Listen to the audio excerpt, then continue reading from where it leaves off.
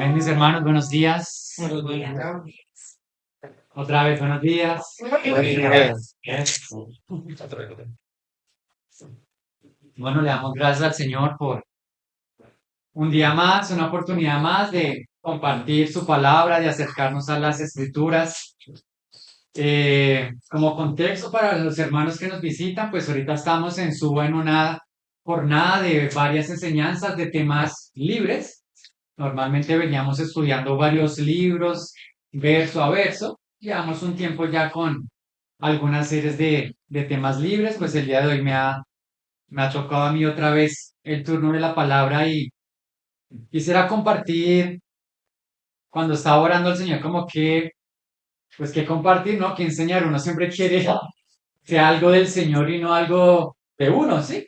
Como que iba en la calle y vi cualquier cosa y entonces lo primero que se me ocurrió y habían cuatro palabras que se venían a mi corazón.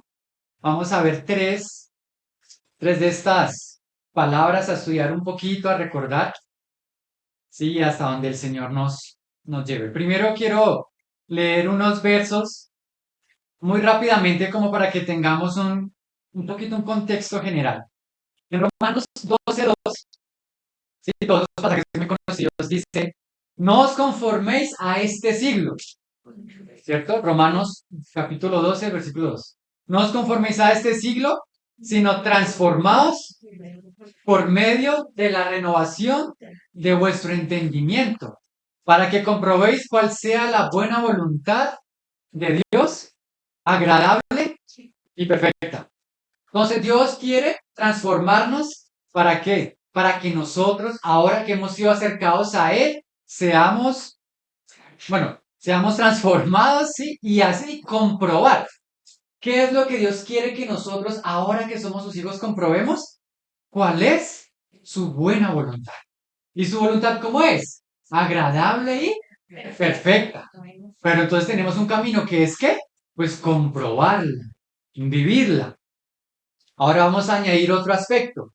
¿Cómo es esa voluntad o qué hace parte de la voluntad de Dios agradable y perfecta? En Efesios 4:12. Efesios 4 dice algo muy precioso. A fin de perfeccionar a los santos para la obra del ministerio, para la edificación del cuerpo de Cristo, hasta que todos, ¿hasta que quiénes? Todos, o sea que no falte ninguno, hasta que todos lleguemos a la unidad de la fe y del conocimiento del Hijo de Dios, a un varón perfecto, a la medida de la estatura de la plenitud de Cristo. Entonces, esa buena voluntad que el Padre tiene en su corazón, que quiere que nosotros comprobemos cuál es, pues que seamos perfeccionados, que todos lleguemos precisamente al conocimiento del Hijo de Dios, que todos lleguemos a la estatura del varón perfecto. Esa es la voluntad de Dios para con el hombre, para con aquellos que han sido redimidos. Y nos pone una meta, ¿y esa meta quién es? Cristo, la plenitud de Cristo. ¿A dónde nos quiere llevar Dios? A la plenitud de Cristo. Y eso le añade, allá en Corintios le añade algo precioso, y Dios está explicando que existe la imagen del hombre terrenal, pero además de eso está Cristo, Cristo el nuevo Adán, y Él es la imagen del celestial. O sea que hay un hombre terrenal y hay un hombre celestial. Y ese hombre celestial, ¿quién es? Cristo. Dios quiere que en nosotros se forme el perfil y el carácter de este hombre celestial. Y ya para concluir esta idea, en Romanos 8:28-29 también dice, porque a los que antes conoció, también los predestinó. ¿Para qué? ¿Para qué nos ha conocido Dios en la eternidad? Porque Él es eterno. ¿Y para qué nos ha dado un destino? Para que fuesen hechos conforme a la imagen de su Hijo. O sea, la buena voluntad de Dios es llevarnos a la medida de Cristo. Pero no solamente es llegar a esa medida, sino que dentro de nosotros se forme la imagen del hombre celestial. ¿Ese hombre quién es? Jesucristo. ¿No le parece a usted tan precioso este llamamiento? Este propósito que Dios tiene para con el hombre. En Hebreos también dice, puesto los ojos en Jesús, el autor y consumador de la fe. O sea que Cristo es la meta, Cristo es el camino. En Él deben estar puestos siempre nuestros ojos. ¿Queremos ser perfeccionados? ¿Queremos ser perfeccionados? Entonces miremos a Cristo. Permitamos que esa buena voluntad de Dios nos tome, nos abrace y allí entonces vamos a llegar al conocimiento de Dios. Entonces hoy lo que vamos a hacer es vamos a ver un poco de Jesús. Vamos a ver, a conocer un poco de esa buena voluntad. Vamos a ver el ejemplo que el Señor Jesús nos ha dado. Vamos a estudiar un poco de esa meta a la cual debemos llegar. El mundo tiene su meta, ¿no? Dinero, dinero, fama, gloria, etcétera, etcétera. Es todo lo que el mundo quiere vender reconocimiento. Pero no, el Padre nos ha dado ya cuál es su meta, que lleguemos a la plenitud, a la medida de Cristo, al conocimiento de Cristo, a conocer, a disfrutar, palpar esa buena voluntad. Entonces, en ese contexto, en ese deseo, venían a mí tres palabras. Tres palabras que son tres atributos de Dios. Son tres atributos de Cristo. Pero no solamente son atributos de Dios, de Cristo, sino también son provisiones que Dios nos da. ¿Y para qué nos da Dios esas provisiones? Para precisamente llegar a la medida, a la plenitud de Cristo.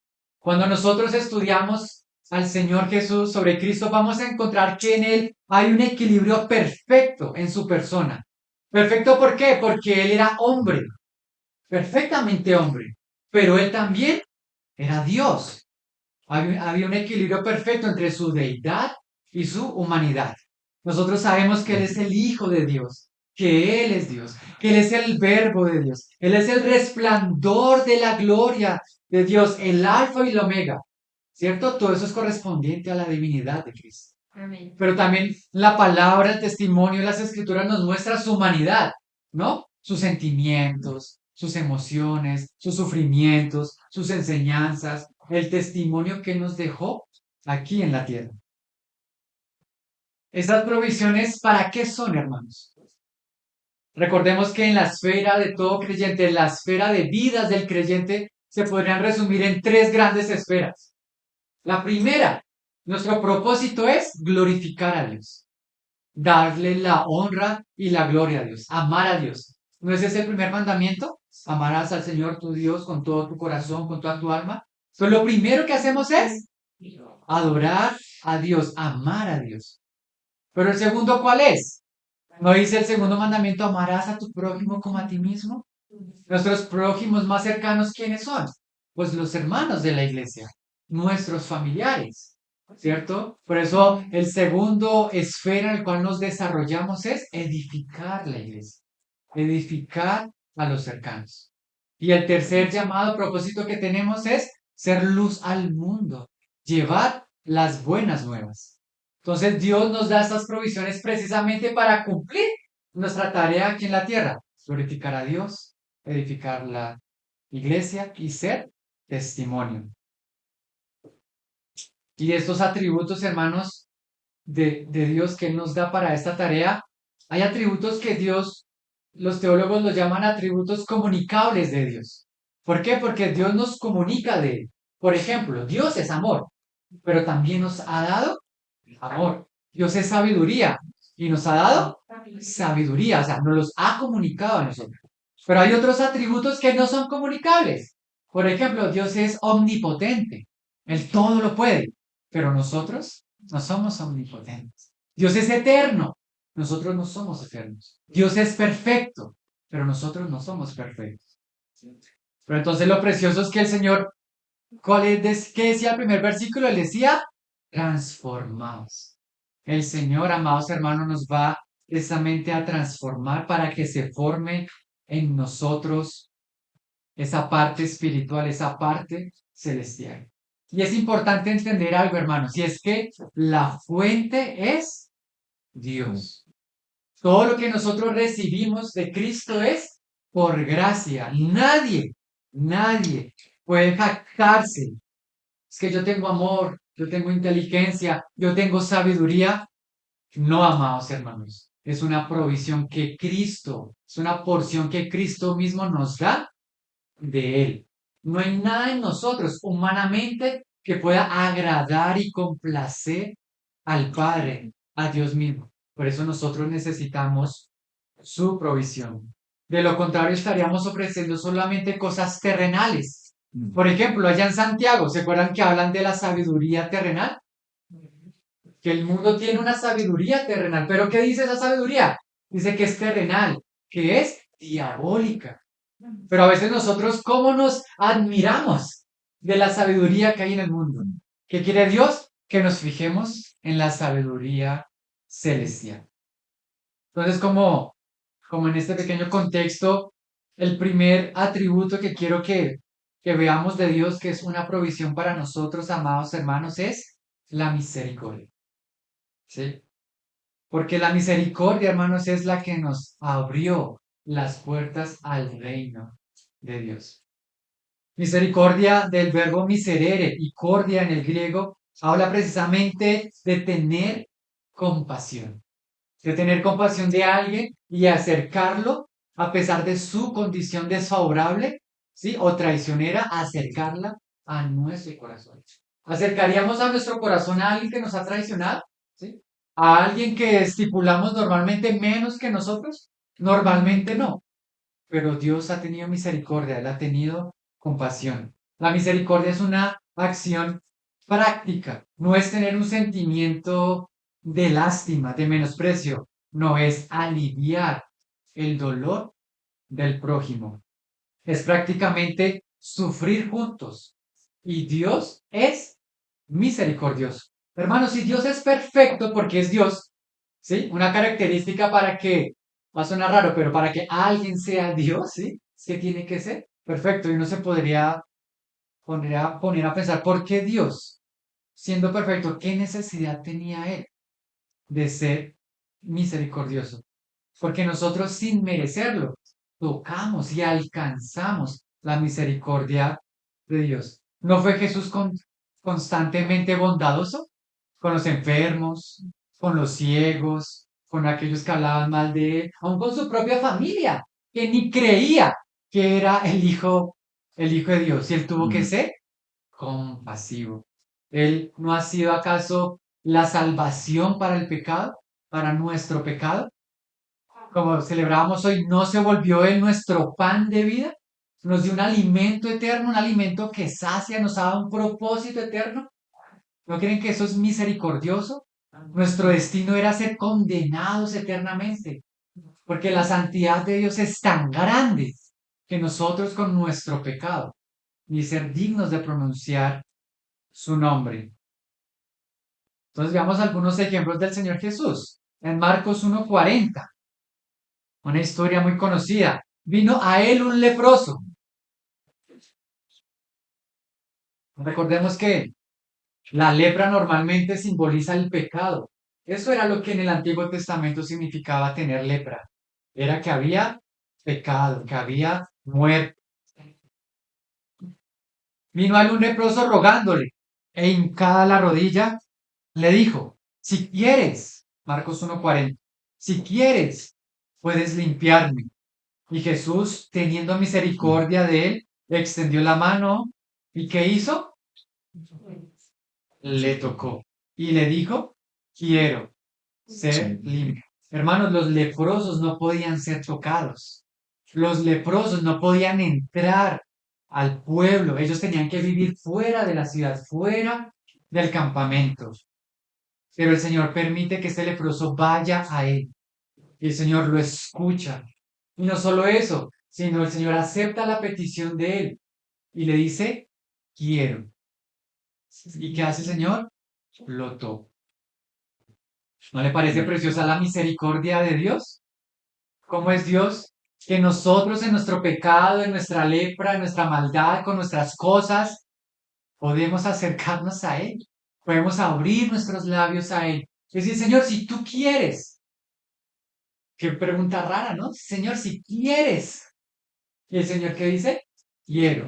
Hermanos, el Señor quiere todos los días tener misericordia. El Señor quiere que su misericordia aún nos alcance todos los días, porque todos los días necesitamos de la misericordia de Dios. ¿Por qué? Porque todavía no somos perfectos. Todavía no hemos alcanzado la plenitud de la medida de Cristo. Otra historia en Juan 5:5. ¿Sí? ¿Se acuerdan este pasaje del hombre paralítico en un estanque? ¿Sí? Venía un ángel de vez en cuando, tocaba las aguas, el primero que se lanzaba, ¿sí? Que llegara a las aguas, recibía esa sanidad. Y este hombre tenía que, ahí dice, y allí en el estanque de Bethesda un hombre que hacía 38 años que estaba enfermo. Uno podría decir, pero Dios, ¿cómo es posible si tú me has llamado a este llamamiento santo, celestial, de ser perfecto? ¿Cómo es posible que yo tenga 38 años con este problema? 38 años con esta lucha. 38 años con esta enfermedad. Es contradictorio, ¿no le parece? Uno diría, pero ¿cómo así? Por eso es que tenemos que aprender a comprobar cómo es la buena voluntad de Dios, agradable y perfecta. Entonces está este hombre ahí, 38 años, sufriendo, sin nadie quien le ayude, sin crecer, sin nada. Y mira, cuando Jesús lo vio, acostado. ¿No le parece por eso que los ojos del Señor están atentos a nosotros? Los ojos del Señor están atentos a lo que necesitamos, atento a lo que estamos sufriendo. Y supo que llevaba ya mucho tiempo así. Y ahora mira la pregunta del Señor. ¿Quieres ser sano? ¿No le parece ahora curioso? Ahora es el Señor el que nos pregunta a nosotros. Yo quiero, pero ahora tú quieres ser sano, tú quieres ser liberado, tú quieres ser socorrido, tú quieres ser restaurado. Amados hermanos, nosotros muchas veces le preguntamos a Dios cosas, le pedimos cosas, y a veces no nos hemos dado cuenta que en realidad Dios está disponible. Dios con su misericordia está disponible y por el contrario nos dice, yo quiero. ¿En verdaderamente tú quieres? Porque cuando nos alcance la misericordia del Señor, van a haber cosas, ¿sí? Van a pasar cosas. Y allí es donde a veces no estamos dispuestos, ¿sí? ¿Se acuerdan? A veces el Señor obra de unas formas, a algunos ciegos solamente los tocaba, dejaban de ser ciegos. A otros les decía, ve y lávate por allá. A otros les untaba barro. No todo es la misma forma con el Señor Jesús. Pero lo que hay en su corazón es que Él quiere. Esa es su misericordia. También en Juan 8, un poquito más adelante, la mujer adúltera, ¿se acuerdan? Un pasaje muy famoso. Fue sorprendida en adulterio. Los fariseos y escribas la llevan a Jesús y la ponen en medio. ¿Qué será más humillante, no cree? Ser descubierto en alguna falta, en algún pecado, que te capturen, que te lleven obligado y que te pongan al frente, en medio de todos, para condenarte, ¿no? Así es el mundo, hermanos. Así podríamos ser nosotros si somos inmaduros, si somos carnales, con nosotros mismos, con los hermanos. Bueno, llevan a esta mujer, la ponen en el medio, ¿sí? Juan 8:3, ahí el antico en Juan 8:10,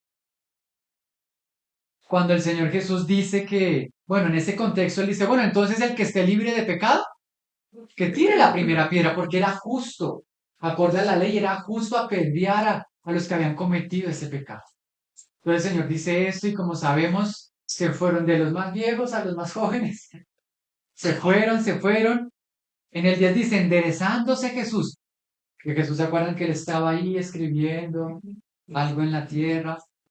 Seguramente esta mujer, yo creo que tal vez de tanto que fue ultrajada, también estaba en el piso, tirada. Pero bueno, enderezando Jesús y no viendo que nadie, sino la mujer le dijo, mujer, ¿dónde están los que te acusan? ¿Ninguno te condenó? Ella dijo, ninguno, Señor. Mira la respuesta del Señor. Entonces Jesús le dijo, ni yo te condeno. Vete y no peques más. Amados hermanos, el Señor Jesús podía condenarla. El Señor Jesús podía coger la piedra y tirársela, porque era lo que la ley mandaba. Y el Señor sí era libre de pecado. Pero mira cómo es la misericordia del Señor, que siendo nosotros culpables y a veces siendo descubiertos en nuestras faltas, el Señor dice, y yo te condeno. Pero el Señor es justo y ¿qué dice? Ve, pero no peques más. Porque el pecado, hermanos, es lo que obra en nosotros para que no seamos perfectos, para que no entendamos la voluntad de Dios, para que no veamos cómo es la voluntad de Dios. El pecado es lo que nos mantiene allí paralíticos 38 años, sin avanzar, sin crecer, sin darle la gloria a Dios, sin ayudar a edificar la iglesia, sin llevar el evangelio al mundo, a las naciones. Este es Jesús misericordioso, ¿no? Pero ahora la misericordia, ¿sí? No solo se quedó en Jesús, porque ahora ese es el atributo de Dios, ¿no? Vimos que Él es misericordioso, pero ahora el que nos provee de misericordia. Por medio de la obra en la cruz, hermanos, es que nosotros recibimos la misericordia de Dios, recibimos el perdón y la reconciliación. Y ahora por eso la palabra que dice, sed pues vosotros misericordiosos, así como vuestro Padre es misericordioso. En nuestra naturaleza, sin Cristo, no podemos ser misericordiosos. Tal vez tengamos un poco de lástima, un poco de ayuda, pero la verdadera misericordia, la de Dios, la recibimos por Cristo, así como la recibimos en la cruz. Colosenses dice, vestidos pues como escogidos de Dios, santos y amados, de entrañable misericordia. O sea, desde nuestras entrañas es que el Padre quiere que nosotros seamos misericordiosos. ¿Es acaso a veces fácil la comunión entre los hermanos? ¿Sí? ¿Somos fáciles? ¿Somos todos perfectos? ¿Que somos agradables para todos? No, ¿cierto? ¿No? ¿Cierto? Necesitamos la misericordia del Señor para edificarnos unos a otros, para soportarnos. El que habla pasito, el que habla duro, el que es rápido, el que es lento, el que llega súper temprano, el que llega tarde, el que nunca llega. Para con los del mundo, ¿no? Groseros, hablando siempre en doble sentido, con pecados, buscando, bueno, ustedes entienden. Necesitamos la misericordia del Señor, la misericordia que tenemos, hermanos, porque Cristo nos ha provisto de eso, de ser compasivos unos con nuestros familiares, ¿cierto? Que a veces es más, entre más amamos, a veces es más difícil, ¿sí? Bienaventurados los misericordiosos, ¿no? Dice la palabra, porque alcanzarán misericordia. Santiago también dice, porque pues sin misericordia se hará con aquel que no hiciere misericordia.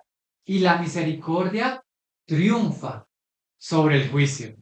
¿No fue eso lo que hizo el Señor con la mujer adúltera?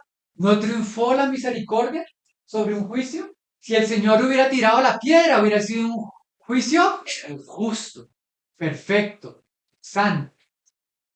Pero el Señor quiere que tengamos misericordia con nosotros, que acerquemos a nuestro corazón la necesidad del otro.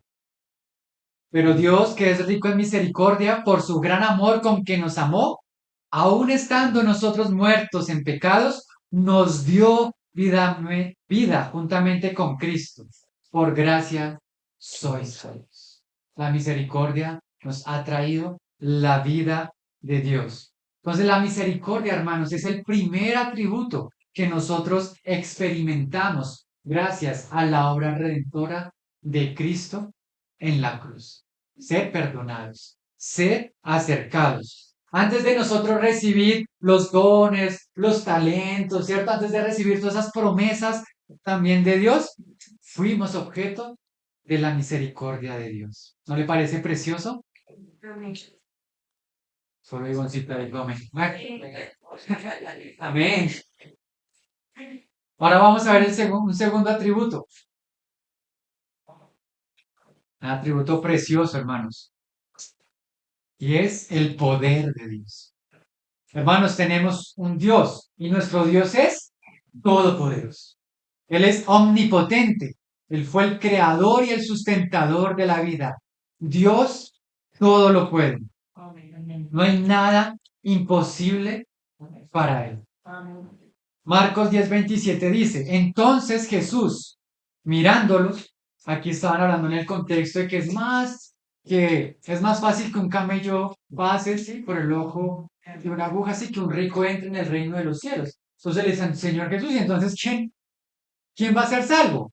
Entonces el Señor Jesús, mirándolos, le responde y dice, para los hombres es imposible, mas para Dios no, porque todas las cosas son posibles para Dios.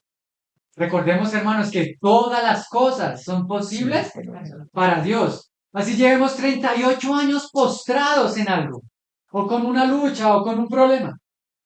Para Dios todo es posible. Así hayamos pecado y nos hayan descubierto, ¿sí? Y nos cueste dejar ese pecado. Para Dios nada es imposible. Todas las cosas son posibles. ¿No dice él, he aquí yo hago nuevas todas las cosas? ¿Sí? En Jeremías 32:27 hay un pasaje precioso. Dice, he aquí yo Yahvé, Dios de toda carne. O sea, diciendo Dios de todo. Dice, ¿habrá algo que sea difícil para mí? Dios mismo se pregunta, no porque Él no sepa, porque Él sabe todo, pero es para que nosotros reflexionemos. Que a veces, ¿cuántas veces no hemos dicho, uy, eso es muy difícil? ¿No? ¿No? Normalmente por nuestra naturaleza somos tan pesimistas. Eso es muy difícil, ¿no? Eso para Dios es muy difícil. Dios dice, ¿habrá algo? Sí. No hay nada, ¿cierto, hermanos? No hay nada difícil. ¿Y por qué no hay nada difícil para el Señor Jesús? Porque Él es Dios. Él es el verbo de Dios. De hecho, el mismo Señor Jesús dijo en Mateo, toda potestad me es dada en el cielo y en la tierra. Toda potestad. Entonces, hermanos, cuando ustedes hagamos algo difícil de nuestra vida, del trabajo, del hogar, de la casa, esta semana cuando usted piense, uy, esto está difícil, complejo, ¿sí? Pues no hay nada difícil para Dios. No hay nada imposible para Dios. ¿Cuál es el problema? Nuevamente, que nosotros no hemos entendido y comprendido otra vez cuál es esa buena voluntad de Dios. ¿Qué es lo que Dios, que es completamente sabio y perfecto, está haciendo detrás de las circunstancias? Y como a veces no entendemos, ahí es donde nos desesperamos, ¿no? Donde tomamos las decisiones que no son, donde quitamos los ojos de Jesús, el autor y consumador de la fe, y vemos las circunstancias, y vemos el mundo, y vemos que la política, y vemos que el carácter de mi esposo, de mi esposa, bla, bla, bla, etcétera, etcétera.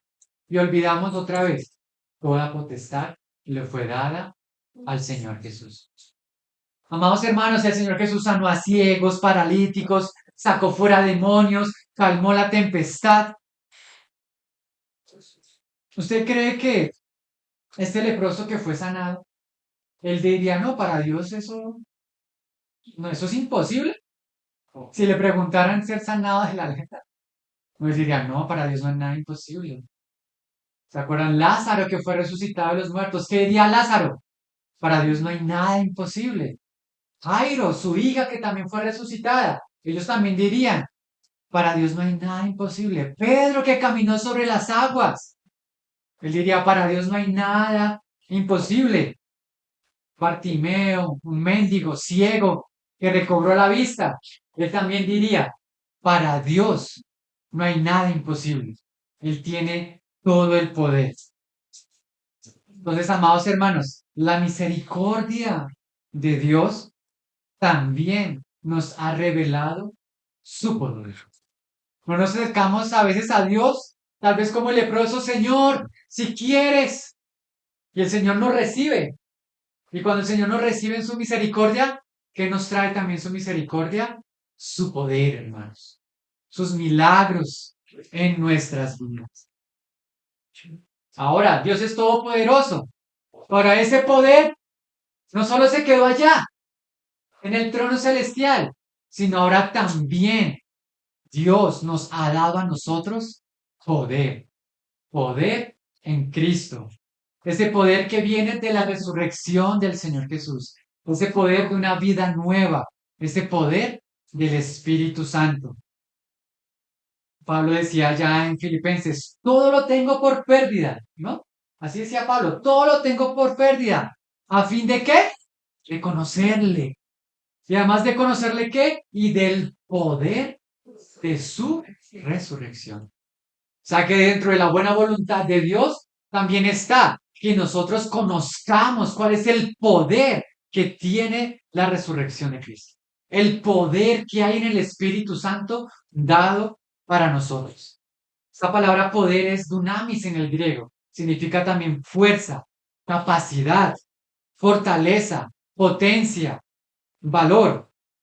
No tenemos nosotros este versículo precioso que siempre decimos, todo lo puedo en Cristo. No, muy tristes. Todo lo puedo en Cristo, ¿qué? Para eso es el poder de Dios en nuestra vida, hermanos. Para ser fortalecidos. No para decir, todo lo puedo en Cristo que nos fortalece. ¿Será que el mundo nos va a creer? ¿Nos va a creer que hemos disfrutado de la misericordia de Dios, del poder de Dios? Cuando uno está en el trabajo y todo sale mal, o en la casa, o bueno, pueden Cristo. No, amados hermanos, precisamente, ahora nos preguntamos, ¿por qué? Porque entonces a veces vivimos como sin poder, débiles, todo es una aflicción, sin fortaleza. ¿Ah? Hermanos, ¿qué? ¿Qué nos está robando el poder de Dios? Porque el poder de Dios es una provisión que Él nos ha dado por medio del Espíritu Santo en nosotros. Pero ¿qué nos está robando ese poder? ¿Qué nos está limitando ese poder? ¿Que no le parece raro? Que a veces vamos a cantar las alabanzas, ¿no? Y uno no quiere cantar, ¿sí? Uno canta más duro el cumpleaños, ¿sí? Uno va a cantar, "Vengo a adorar por Jesús". Uno ni abre la boca. Pero vaya uno canta el cumpleaños, ¿no? Cumpleaños feliz. Ahí sí uno está alegre. Ahí sí hay poder. ¿Por qué? ¿No le parece raro, hermanos, eso? Debemos analizar y revisar en nuestra vida qué está drenando el poder de Dios en nosotros. Que Dios es todopoderoso, confiamos en Él, pero Él también quiere que expresemos esa fuerza, esa valentía, ese valor. Amén. Entonces, en 2 Corintios 12:9 dice, y me ha dicho, bástate mi gracia, porque mi poder se perfecciona en la debilidad. Ay, entonces, ¿sabe qué puede estar pasando? Pues que somos fuertes, pero en nosotros mismos. Somos fuertes en nuestro carácter, somos fuertes en nuestras formas, en nuestros gustos, en nuestros métodos. Somos fuertes en lo que nosotros pensamos. Y entonces allí, ¿qué pasa? El poder no se puede perfeccionar, ¿no? Porque ¿dónde se perfecciona el poder de Dios? Pero, ¿qué tipo de debilidad?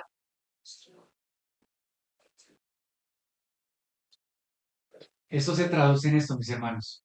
Cuando nosotros tomamos la mano, cuando nosotros nos humillamos delante de la presencia de Dios, cuando vamos a Dios como nuestro único Dios, Salvador, proveedor, como nuestra única fuente de sabiduría, allí, hermanos, cuando tomamos la cruz, cuando nos rendimos completamente a Él, allí es que vamos a recibir una gran dote del poder de Dios. Porque lo único que tenemos es Cristo. Hermanos, cuando estamos en el desierto, ¿no? El desierto es un símbolo de prueba, ¿no? De dificultad, de aflicción. Cuando estamos en el desierto, no hay nada, hermanas. No hay casi nada que contemplar, que disfrutar. Muy de buenas el que se encontró un oasis, el que vio una lagartija, tal vez. No hay nada. En las noches, hermano, no hay nada frío, ¿No es así la prueba? La prueba es fría, oscura, nos sentimos solos, cansados, hambre, pero hay algo precioso en ese momento, en la noche más oscura en el desierto. ¿Sabe qué es, hermanos? Que usted levanta la cabeza y mira a los cielos y va a ver algo majestuoso y precioso. Por eso, levantar nuestros ojos a Cristo, amados hermanos. Allí vamos a ser fortalecidos.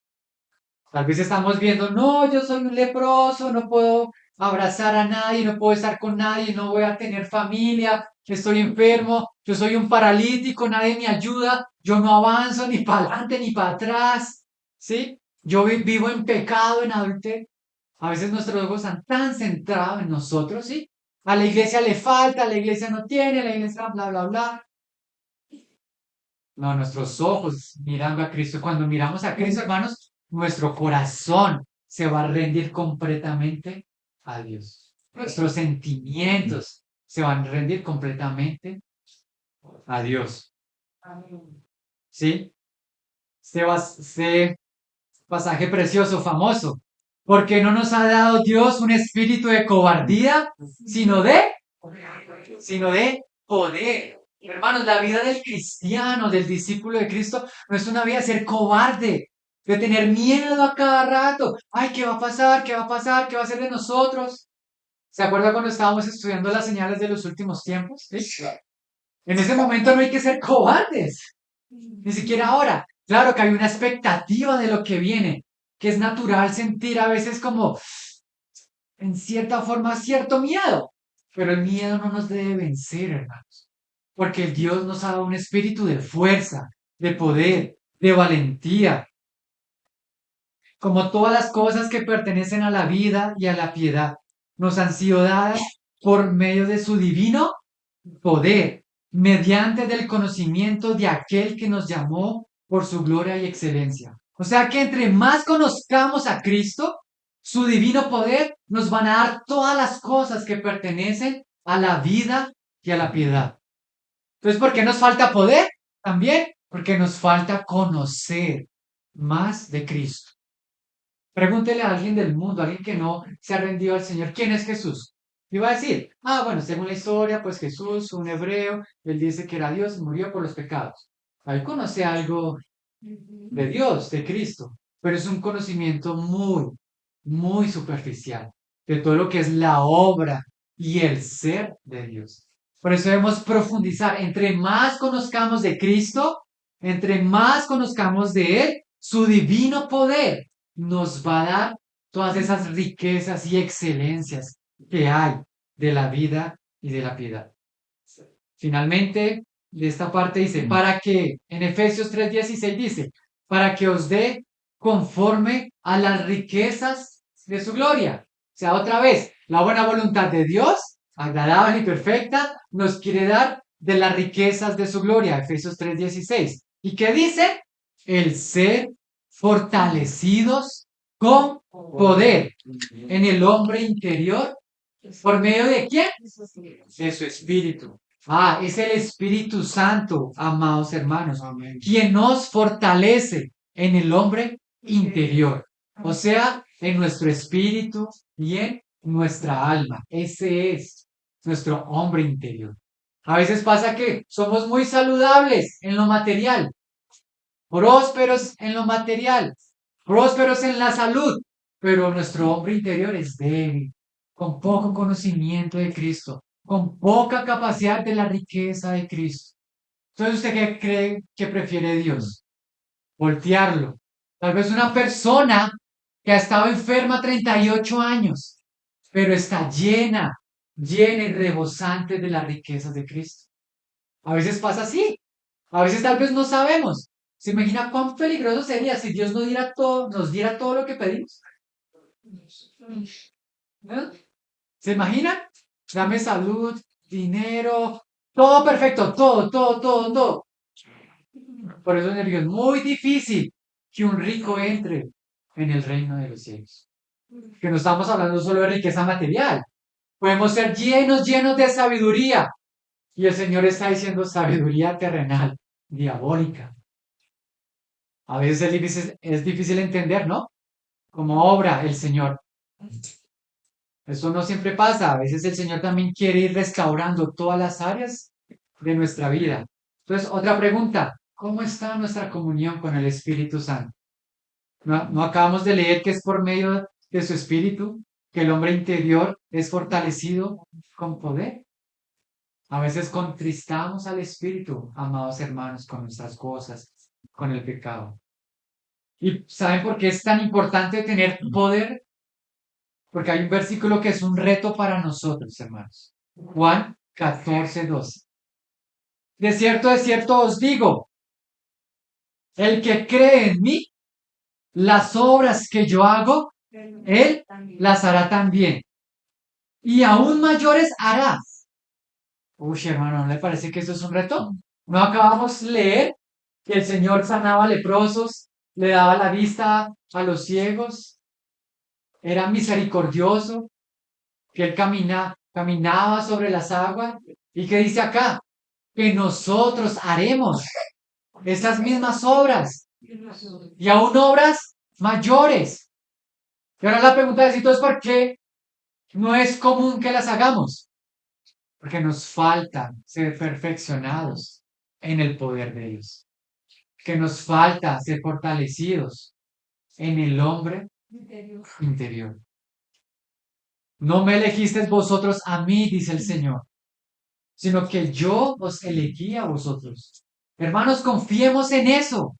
No es por nosotros. Si Cristo nos escogió, Cristo nos va a capacitar. Si Cristo nos llama a algo, si Cristo nos lleva a algo, a algún lugar, Él nos va a sustentar en esto. Ahí en Juan 15:16, donde dice, yo no me elegiste vosotros a mí, sino que yo os elegí a vosotros y os he puesto para que llevéis, para que vayáis y llevéis fruto y vuestro fruto permanezca, para que todo lo que pidieres al Padre en mi nombre, Él os lo esté. O sea que el poder que Dios nos da es ¿para qué? Para que llevemos fruto. Amén. Para que el Señor quiere que todo lo que nosotros pidamos en oración, Él nos los va a dar, pero nos los va a dar si lo que estamos pidiendo es para que haya un fruto para Dios. Para que entonces en lo que Él nos ha puesto se cumpla su buena voluntad, amados hermanos. Nosotros podemos descansar que estamos con Cristo, que su misericordia nos ha alcanzado. Ahora, su misericordia nos ha dado un poder, hermanos, y podemos dar fruto. Si hay algo, amados hermanos y hermanos, que en este momento usted cree que no ha podido dar fruto, que no ha dado fruto, pues recuerde que el Espíritu Santo es la fuente que te capacita para dar ese fruto, para renovarnos. Separados de mí, nada podéis hacer. Pero con Cristo, todo lo podemos hacer.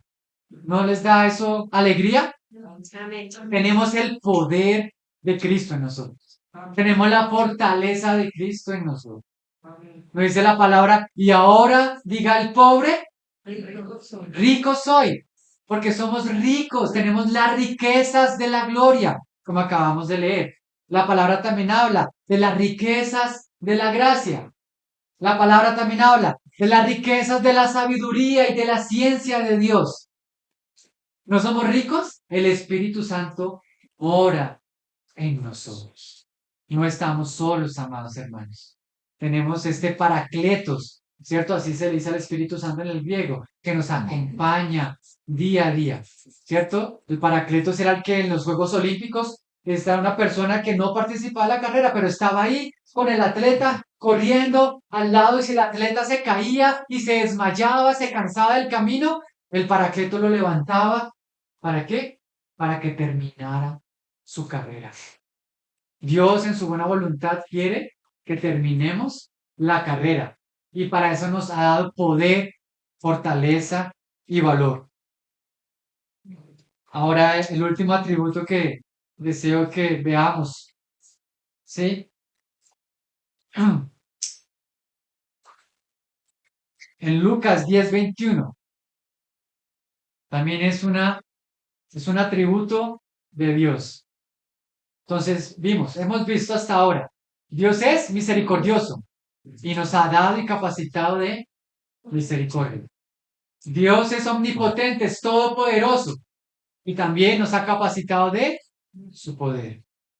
Ahora en Lucas 10:21 dice, en aquella misma hora Jesús se regocijó en espíritu y dijo, yo te alabo, oh Padre, Señor del cielo y de la tierra, porque has revelado estas cosas, ¿sí?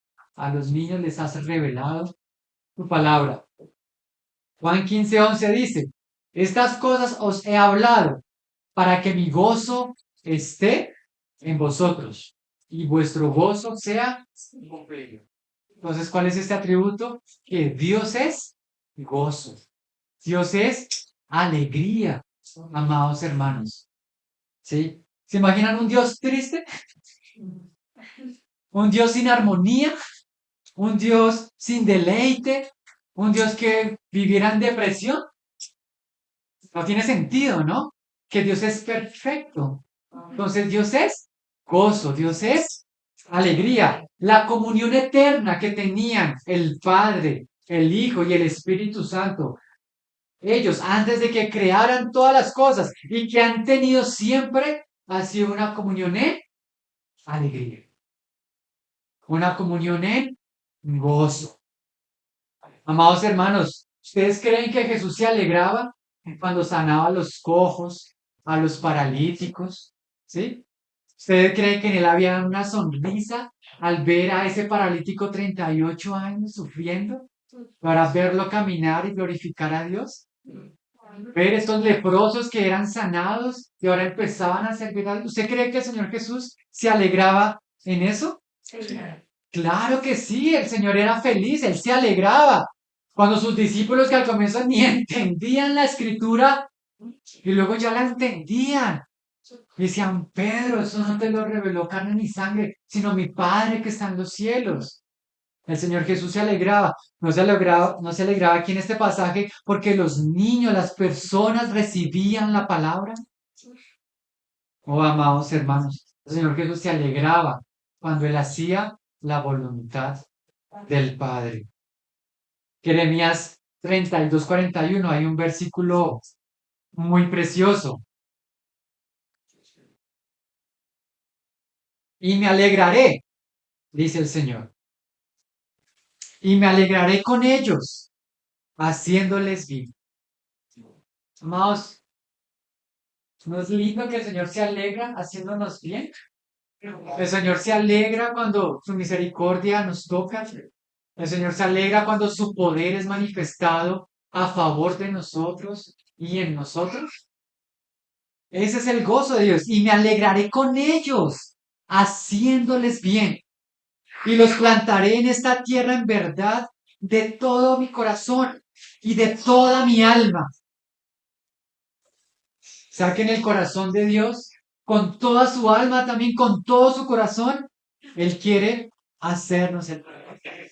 Y Él se va a alegrar en eso. Hebreos 12:2 dice, puesto los ojos en Jesús, el autor y consumador de la fe, el cual, mira lo que dice acá, por el gozo puesto delante de él, ¿qué hizo? Sufrió la cruz. ¿No le parece eso como un poco enigmático? Estamos hablando del gozo, pero por el gozo puesto delante de él, sufrió la cruz, menospreciando el oprobio, y se sentó a la diestra del trono de Dios. O sea, el Señor Jesús cuando estaba aquí en la tierra, Él sabía que debía morir, Él sabía que debía pagar un precio, Él sabía que tenía que ser separado del Padre por primera vez en toda la existencia, o cómo decirlo, o en algún punto de la eternidad, pero aún así sus ojos no estaban puestos ahí. Sus ojos, ¿dónde estaban puestos? En el gozo que venía después. En ese gozo que estaba delante de su cruz. Allí el Señor tenía puesta su mirada, su corazón, y por eso Él pudo ir a la cruz. Y por eso fue a la cruz. Porque el Señor dijo, oh Padre, pasa de mí esta copa. Él le pidió al Padre, pasa de mí esta prueba, pasa de mí esto, mas no se haga conforme a mi voluntad. Haz conforme a tu voluntad, que es buena, santa y agradable. Perfecto. Es por el gozo, amados hermanos, que ahora nosotros también podemos tomar la cruz. Lo que vivimos en esta tierra no es comparado con la gloria venidera que en nosotros ha de ser manifestada.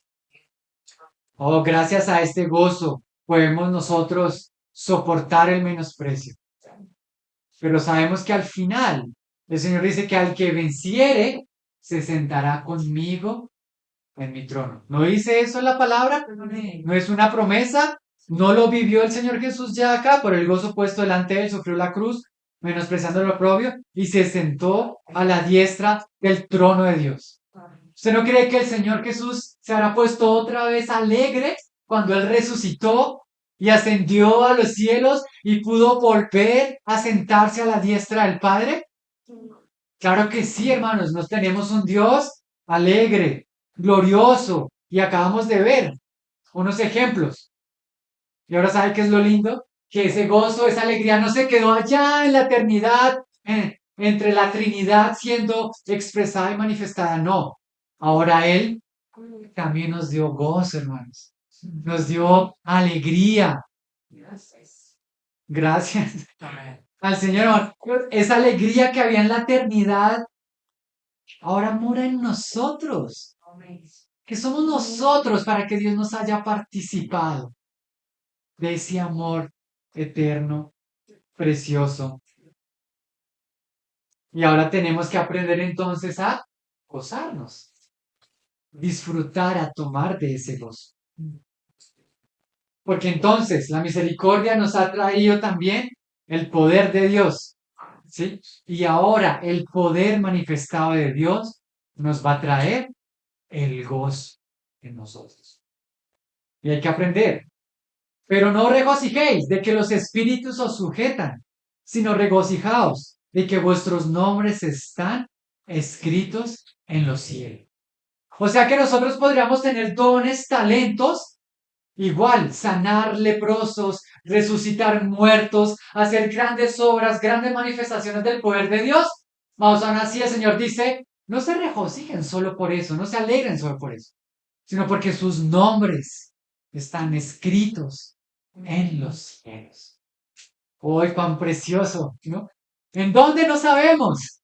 ¿En alguna columna será de la nueva Jerusalén? ¿Sí? ¿En alguna columna del templo celestial del cual se habla en la palabra? ¿En alguno de los libros? ¿El libro de los vencedores? ¿El libro de la vida? Bueno, el libro de la vida sí, fijo. Y de los vencedores, esperemos que también. ¿Cierto? Oh, amados hermanos. Pero este gozo tiene otra característica. Juan 17:13, la última oración del Señor antes de su muerte.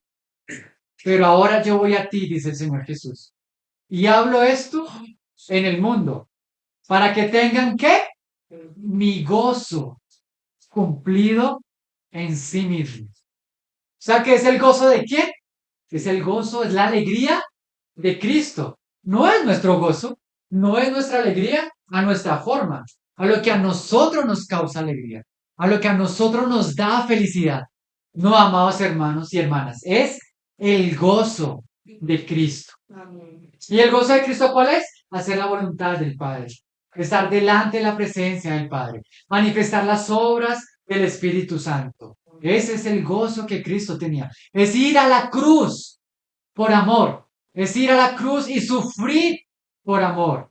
Tomar el menosprecio. Es poner los ojos en la venida gloriosa del reino de Dios.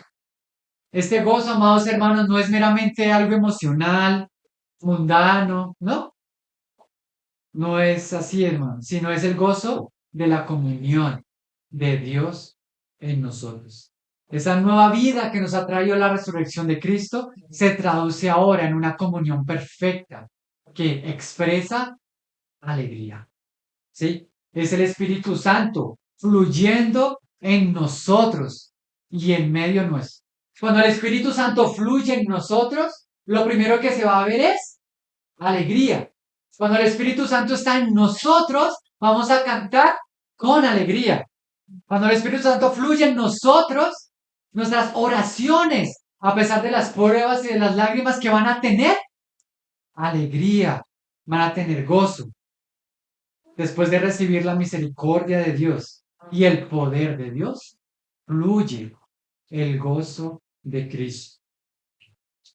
¿Ustedes creen, amados hermanos, otra vez, este paralítico que fue sanado, que alcanzó la misericordia de Dios, en el cual se manifestó el poder de Dios? ¿Usted cree que él se alegró? Claro. Claro que se alegró. Este leproso, ¿sí? Viviendo en soledad, seguramente en cuevas, y ahora podía entrar al pueblo y compartir con el pueblo y hacer amigos y formar una familia, y ahora podía entrar al templo de Dios y ofrecer sacrificios. ¿Usted cree que ese leproso se alegró cuando el Señor Jesús dijo quiero y lo tocó? Claro que se alegró. Esta mujer que sabía que iba a ser muerta apedreada, y ahora el Señor dijo, yo no te condeno, ni yo te condeno. ¿Usted cree que ella no habrá tenido una sonrisa?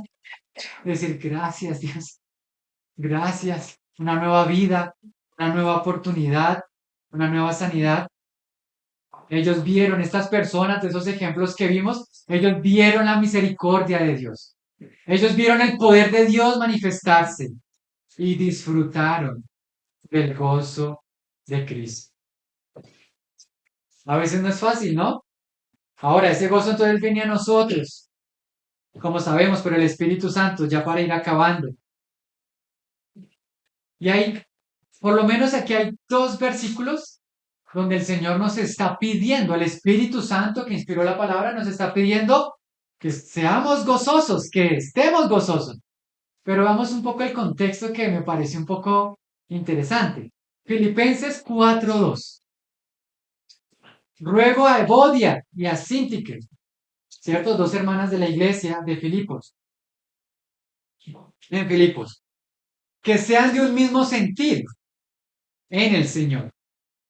Asimismo te ruego a ti, compañero fiel, que ayudes a estas que combatieron juntamente conmigo en el Evangelio, con Clemente también, y los demás colaboradores míos, ¿sí? Cuyos nombres están en el libro de la vida. Ay, no decía la palabra que nos gocemos porque nuestros nombres están escritos en los cielos. Bueno, aquí dice, esos que sus nombres están escritos en el libro de la vida, pues estaban teniendo un problema estas dos hermanas. Había algo entre ellas que no estaban en ese mismo sentir. Estas hermanas que pagaban el precio, que en algún momento pagaron el precio por el Señor, por darle la honra y la gloria, por edificar la iglesia, por llevar el Evangelio a las naciones, dar un buen testimonio al mundo. Esas que habían combatido juntamente, algo les pasó. ¿Y estaban qué? Separadas. Y estaban peleadas. ¿Sí? Y estaban ahí como desanimadas. ¿Y qué dice el Señor en el versículo 4? ¿El que dice? Regocijaos en el Señor siempre. Otra vez os digo, regocijaos. ¿Se imaginan estas hermanas leyendo la carta, todas peleadas? Parece que ya ni estaban trabajando juntas.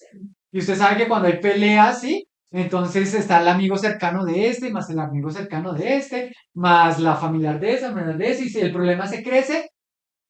Y es curioso que en este contexto el Señor diga, regocijaos, ¿sí? Como diciendo, no miren el problema, ¿sí? A pesar de los problemas que hay, a pesar que ya no estamos en un mismo sentir, a pesar que tal vez ya no entendemos un poco la voluntad de Dios, a pesar de que en este momento ya no estamos batallando en la comunión de la iglesia o no estamos batallando en las cosas de Dios, miremos a Cristo y ¿qué?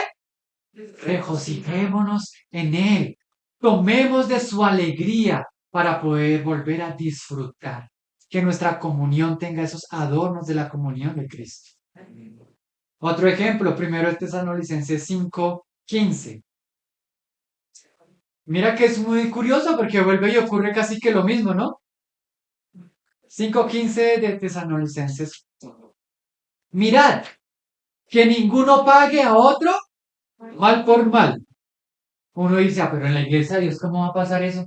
¿No se supone que en la iglesia de Dios es amor, armonía, todos son perfectos? No, acordémonos que estamos siendo ¿qué? Perfeccionados. Estamos en un caminar donde el Espíritu nos está santificando para llegar a ¿qué? A la medida de Cristo. ¿Sí? Mirad que ninguno pague a otro mal por mal. Antes, seguid siempre lo bueno, unos para con otros y para con todos. Estad siempre gozosos. Ahora, si el Espíritu Santo escribió esto, era porque seguramente aquí en la iglesia de Tesalónica, algunos hermanos, hermanas, no estaban pagando bien con bien. Estaban pagando haciendo mal, estaban algunas cosas haciendo mal. Significa que a estos hermanos o hermanas que les pagaron con mal, estaban sufriendo, ¿cierto? O sufrieron algún agravio. Otra vez, ¿se imaginan estos hermanos leyendo esto? Tanto el que hizo mal como el que estaba herido, y leen esto, mira, están siempre gozosos. Pero ¿cómo voy a estar gozoso si me traicionaron? ¿Cómo voy a estar gozoso si acabo de hacerle este daño a esta hermano y esta hermana a la iglesia y yo no quería? Si di mal testimonio, ¿no le parece? Que a veces pensamos así. Pero ¿qué dice el Señor? Están siempre gozosos. ¿Por qué? Porque Cristo venció, hermanos. Porque tenemos la victoria y la provisión de Cristo en nuestra vida. Tenemos el poder del Espíritu Santo. ¿Para qué? Para estar siempre gozosos, manteniéndonos ¿qué? Firmes en la victoria y el poder de Cristo. Entonces, amados hermanos, si tal vez el gozo no está fluyendo en nosotros, la alegría no está fluyendo en nosotros, hay que dar la vuelta. ¿Saben qué necesitamos?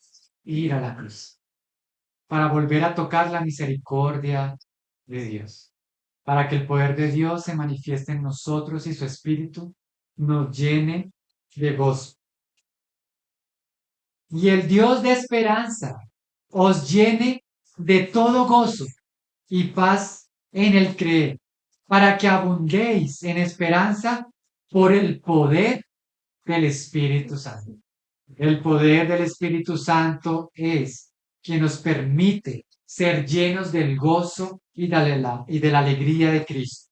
Esto está aquí en Romanos 15:13.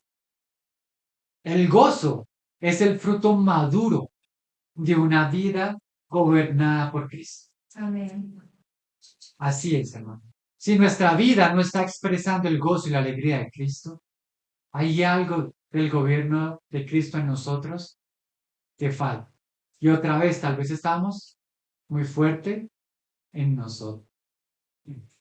El gozo no es simplemente un atributo más, sino es la expresión visible de la misericordia y el poder de Dios. Entonces, para terminar, como conclusión, hemos visto que la cruz de Cristo, la obra de la cruz nos trajo la misericordia de Dios, ¿cierto? Nos trajo el perdón y la reconciliación, nos trajo la gracia. Y eso, que es el atributo de Cristo, de ser misericordioso, ahora nos permite a nosotros también que ser compasivos, poder perdonar, poder servir. Pero ahora Cristo también, que es todopoderoso, ahora su resurrección y ascensión nos ha dado también su poder por esa nueva vida que tenemos en el Espíritu Santo. Una nueva vida y gloriosa llena del poder del Espíritu Santo, en la cual ahora el pecado ya no nos domina. Y ahora tenemos la capacidad también de expresar ese poder de Dios y hacer las obras de Dios. Y finalmente, cuando estamos en esa plenitud del Espíritu Santo fluyendo en nosotros, de esa comunión con el Padre, con el Hijo, con la Escritura, se va a manifestar el gozo de Dios. Y así, amados hermanos, es que vamos a tener una vida de adoración. No dijo el Padre, no dijo el Señor Jesús, perdón, no dijo la Escritura que se regocijó el Señor Jesús en su Espíritu y que dijo, te alabo, oh Padre, Señor del cielo y de la tierra. Entonces así con el gozo del Señor, vamos a poder adorar al Señor con toda esperanza, con toda alegría. Y así comprobamos que la buena voluntad de Dios, agradable, perfecta, es que vivamos en gozo, que vivamos en alegría, que lleguemos a este conocimiento de Dios, a la estatura, al hombre celestial. Entonces miremos a Cristo, amados hermanos, confiemos en Él, descansemos en su misericordia y pidamos al Espíritu Santo que fluya en nosotros para que le podamos adorar, para que podamos ser edificados entre nosotros, nuestras familias, y para que el mundo pueda ver entonces, cómo es la misericordia de Dios, cómo es el poder de Dios y cuál es la alegría que Cristo le ofrece a todos aquellos que han abrazado su cruz.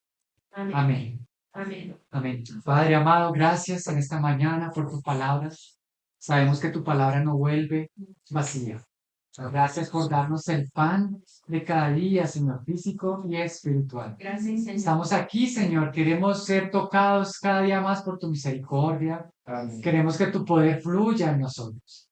Y queremos expresar cada día la alegría que también tú has depositado en nosotros, Señor Jesús. Te alabamos y te bendecimos.